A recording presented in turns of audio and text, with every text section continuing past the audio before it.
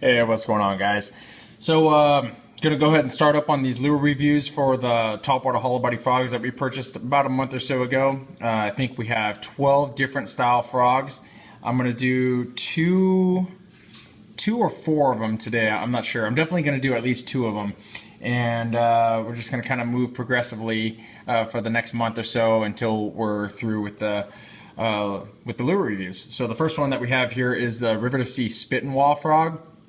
Now the Spittin Wa is, I guess you can call it the brother of the Bully Wa frog. Here's a Bully Wa 65 frog. I think that these are both the same color here. This is obviously a smaller one here on the right, the popping version of the spitting version. As a side note, you'll notice here on the bottom of the Spittin Wa.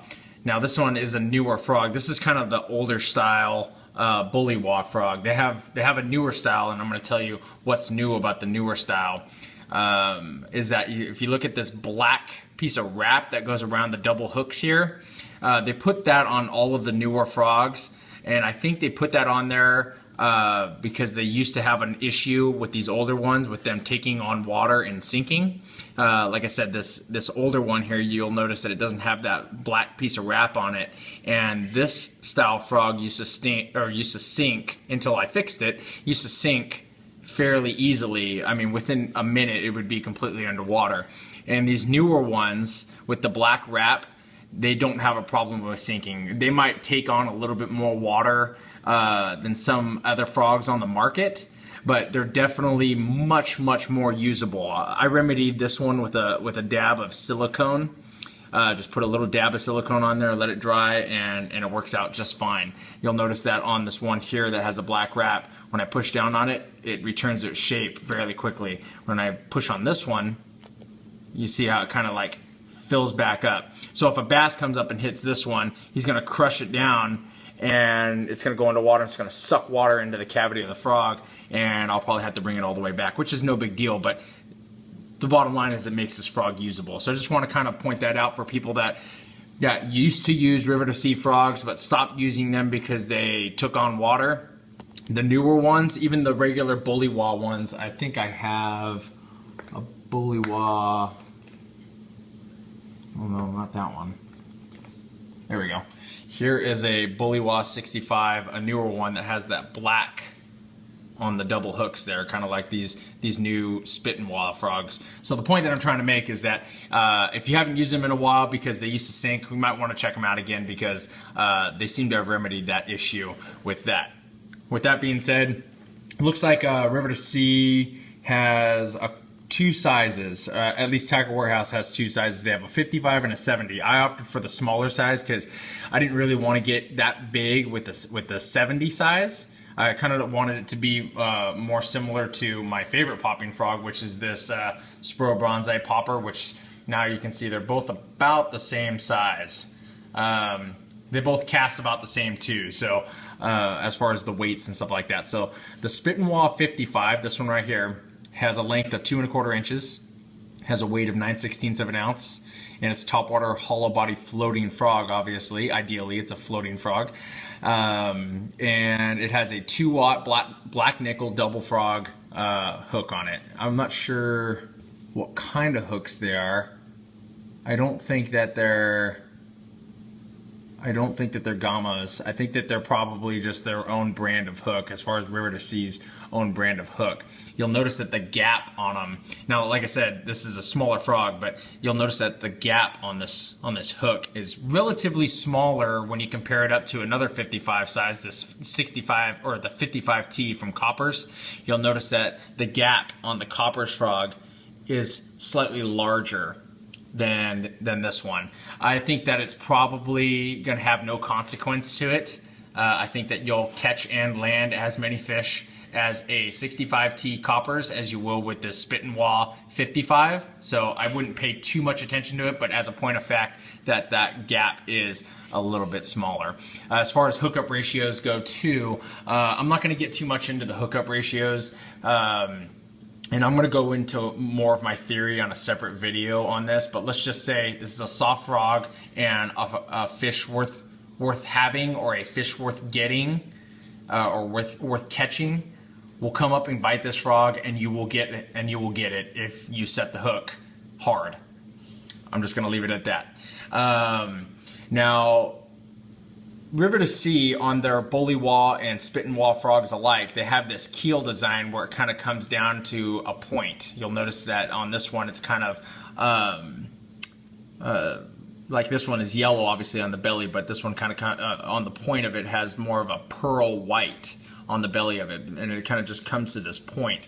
River2Sea claims that this keel design helps the frog walk. I don't think that walking, you guys know how I feel about walking frogs to begin with. I don't feel like it's something that is necessary in order to catch fish. For those of you that like to walk frogs, that's great. And if you catch frogs doing that, fantastic. For those of you that don't know how to walk frogs and are getting hung up on the fact that you don't know how to walk a frog and you feel like that's the only way you're going to catch a fish, just leave that alone. Go out there. I will tell you that the biggest fish that I've ever caught on frogs, I wasn't walking the frog. Let's put it that way.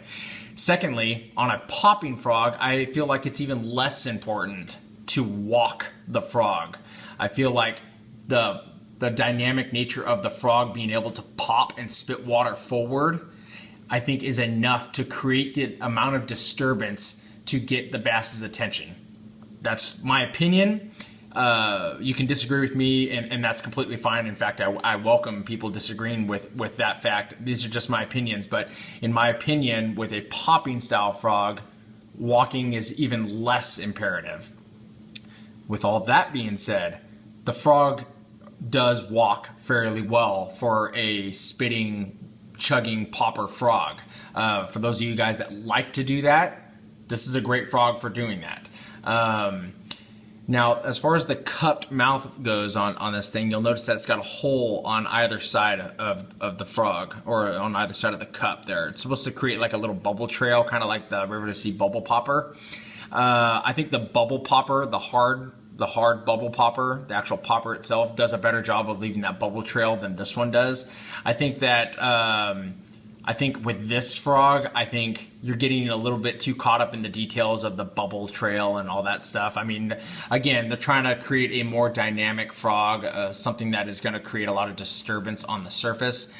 Again, I think we're going to get caught up in the details of the frog a little bit too much. Here's where I feel like it's where we want to be a little bit more paying attention to some of these other details, are how well does it spit the water, or how well does it pop. I think this frog pops very, very well. When you compare it to something like this bronze-eye popping frog, which is a favorite amongst a lot of topwater bass anglers that use popping frogs, I think that this one's probably a favorite because it does it so effectively. Now, this one does it effectively as well. So for those of you guys that are looking for a newer style, or like the Bully Wa shape, or like River2Sea, this one actually works really, really well. As far as casting goes, I probably would opt for the 70 size if you're looking for casting, because 55, you're not going to get that max casting like you would out of a live target 65T. You notice how much smaller this 55 size is compared to the 65T of the coppers, and it's very noticeable in casting distance. This one, the live target 65, casts much, much better than this 55, but I just wanted that smaller profile. As far as the strands are concerned, they are rubber. I think there's 20 on each side. This one has the orange, yellow, and brown. It's a round rubber material. It's about average, being that 20 on either side is about where you want to be. I wouldn't really want to be any less than that, because it starts to look kind of not very good in the water, because the legs, they spread out in the water, and when you don't have a lot of material there, it starts to look kind of scarce and looks less like a leg and more like just some floating debris that's next to the body of this frog. The material that this cup on the mouth is made out of, the same like soft vinyl or plastic, whatever that this body seems to be made out of, the same material here. It's soft, so yielding to a bass's mouth that's going to bite it. Let's put it that way. There's a couple holes on it that it seems that to be molded into, where it kind of just fits in there, and it looks like it's kind of glued on the top of here. So a really, really nice frog. Doesn't sink, casts fairly decently for its size, and for a popping frog, it spits. It does its job. It does what it's supposed to do. So I'll go ahead and show you guys the colors I have here. This first one's called copper green. It's got that kind of olive green back, kind of light olive green. Chartreuse belly is the business end of this frog. It's chartreuse with that pearl white right there in the center. This is called copper green.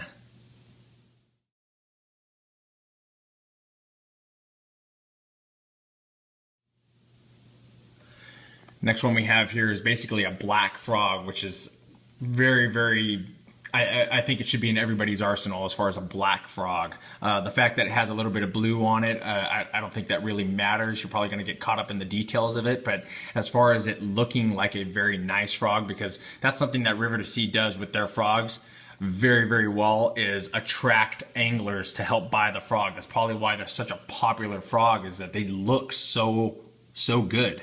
That's probably why that I have so many, is because I think that they look great. They look very similar to like and they feel very similar to like the Spro Bronzeye frog. That same type of material where it's kind of smooth and thick but yielding at the same time. So this color here is called Poison. Poison has that blue. That blue pattern on the back, but it's just an overall black frog with some black and blue legs on it. This is called Poison.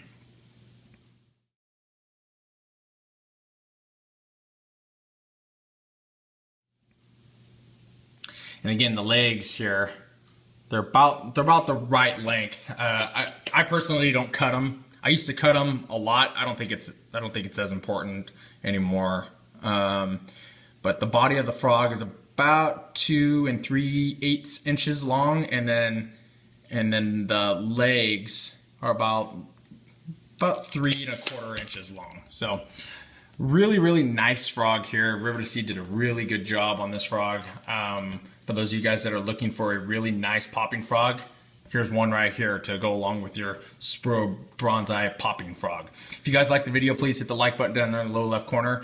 Really appreciate that. And you guys have any questions or comments, leave them down there below and I'll try to get back to you as soon as I can. Stay tuned for the next review. I think we're gonna do, I'm not sure yet. I'll have to get back to you. I'll put the next review up literally right up after I post this one. So stay tuned. Thanks a lot, guys.